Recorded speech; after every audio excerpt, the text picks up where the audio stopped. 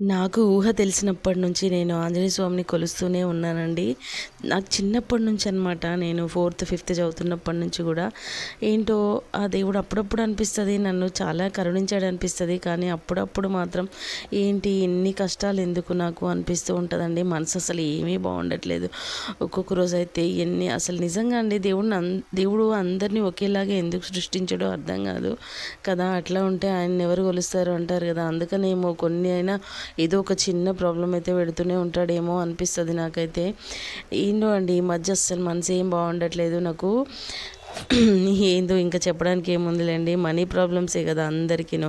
నాకు ఉన్న ఈ అప్పులు ఎన్నడు తీరుతాయి ఆ దేవుడా అని ఆయనకి మొక్కుతూనే ఉంటాను. ఎన్నడు కరుణిస్తాడో తెలియదు. ఎంతైనా అండి ఒకరికి అప్పు ఉంటే ఎంతైనా చిన్న చూపే చూస్తారు. సో నాకు కూడా ఒక టైం వస్తుందేమో అనుకుంటా. ఆ దేవుణ్ణి కొలుస్తూనే ఉంటా. ఆయన ఎన్నడు కరుణిస్తాడో చూడాలి మరి. గుడికైతే వచ్చాము. తర్వాత వచ్చేసి ఇంకా పిల్లలైతే టిఫిన్ తింటామన్నారు. అప్పటికి 12 అయిపోయిందనమాట.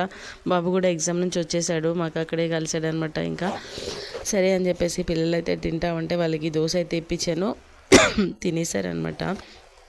ఇంకా శ్రీ సంపూర్ణ హోటల్ అని మాకు దగ్గరలో ఉంటుంది. చాలా బాగుంటుంది ఇది.